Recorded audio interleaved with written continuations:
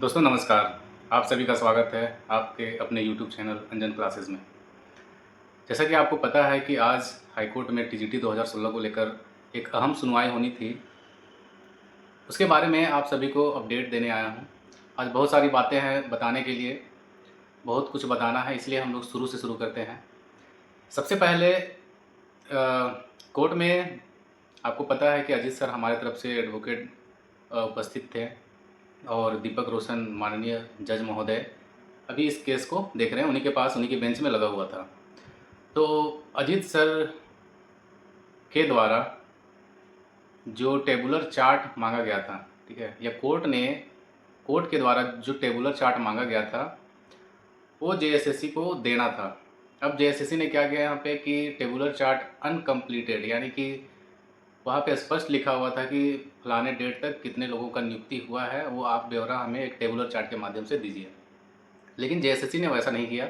हमेशा की तरह उसने सिर्फ रिकमेंडेड अभ्यर्थियों का ही चार्ट कोर्ट के समक्ष प्रस्तुत किया और कितना अपॉइंटमेंट हुआ है उसके बारे में जानकारी नहीं दी। इसीलिए दीपक रोशन सर काफ़ी इसमें उत्तेजित नज़र आ रहे थे और गुस्से में थे। उन्होंने फटकार लगाई संजय पिपरवाल को, जो जेएसएससी के तरफ से एडवोकेट हैं, उनको फटकार लगाई। बोला कि आपको टेबुलर चार्ट मांगा जा रहा है लेकिन आप अनकम्प्लीटेड देते हैं। पहली बात ये हुई। और दूसरी बात यह है कि आज एजी महोदय को खास तौर पर बुलाया गया था कोर्ट में। एजी महोदय उपस्थित भी थे। जब एजी महोदय को इस बारे में पूछा गया तो उन्होंने मामला को दूसरी ओर घुमाने का प्रयास किया, और हमेशा यही होता है कि मामला को घुमाने का प्रयास किया जाता है। उन्होंने बताया कि बहुत सारे केस हैं, बहुत सारे केस हैं, तो सबको इंडिविजुअली सुना जाए। मतलब मीना कुमारी के साथ जितने भी केस टैग हैं उसमें बहुत सारे केस टैग हुए हैं, तो सबको इंडिविजुअली सुना जाए। तो इस पर दीपक रोशन सर ने कटाक्ष किया। उन्होंने कहा कि इंडिविजुअली सुनना मुश्किल है, इसलिए ऐसा नहीं हो सकता है। तो बार बार इस बात पर एजी महोदय जोर दे रहे थे। उसके बाद जज महोदय बार बार फटकार लगा रहे थे कि ये केस 10 साल से चल रहा है, आप लोग इतने लंबे समय तक इसको घुमा रहे हैं, इसका कोई आउटपुट नहीं निकल रहा है। तो आप लोग बताइए कि आप लोग डाटा कब तक सही सही कोर्ट के सामने लाएंगे और डाटा कब तक जमा कर रहे हैं। कोर्ट में और एक बात इम्पोर्टेंट हुई कि अजीत सर बार बार ये बात बोल रहे थे कि एक जुडिशियल कमीशन बनाया जाए, मतलब कुछ लोगों का एक कमेटी बनाया जाए जिसमें जांच होगा, जांच पड़ताल होगा कि इसमें क्या है सच्चाई, कितनी सीटें बाकी है और किस तरह से नियुक्ति प्रक्रिया चल रही है। तो उसको देखने के लिए एक जुडिशियल कमीशन बनाया जाए जो इसका देखरेख करेगा। तो इस पर एजी महोदय तैयार नहीं हुए, उन्होंने तुरंत इसका विरोध कर दिया।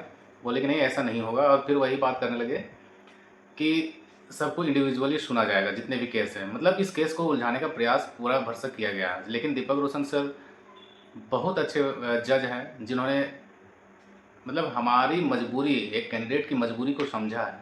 वो जानते हैं कि ये केस कितने साल से चल रहा है और कितने लोगों का आर्थिक और मानसिक रूप से दोहन हो रहा है, ये सब वो अच्छी तरह से जान रहे हैं। सभी चीज़ों को उन्होंने नकार दिया है। मतलब 45 मिनट आज जो बहस चला वो इसी पर चला कि ये नियुक्ति प्रक्रिया कब जल्दी ख़त्म की जाए, इस पर आप लोग विचार कीजिए।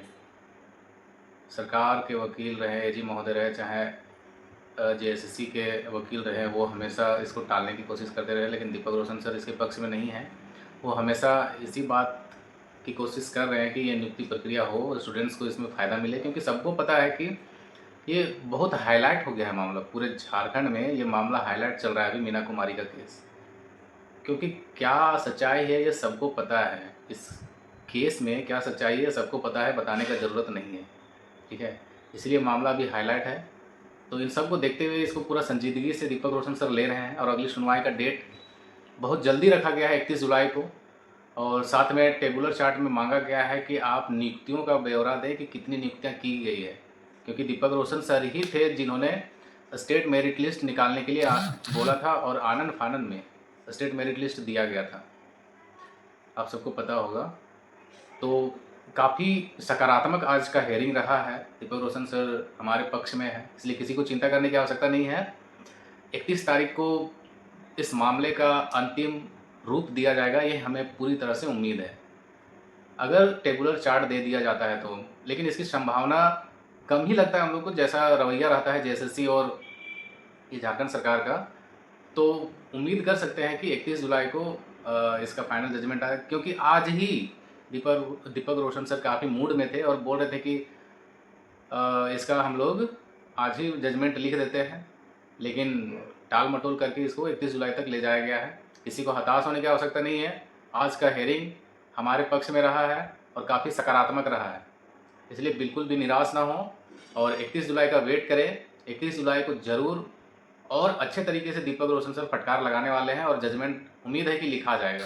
ठीक है, तब तक आप लोग वीडियो में हमारे बने रहें। बहुत बहुत धन्यवाद। आप हम पे इतना ट्रस्ट करते हैं, विश्वास करते हैं, और हमारा वीडियो कभी भी ऐसा नहीं रहता है कि हवा हवाई में बात करते हैं। जो भी रहता है फैक्चुअल बात ही करते हैं, और जो लोग कुछ भी बोलते हैं बोलने दीजिए, डजंट मैटर।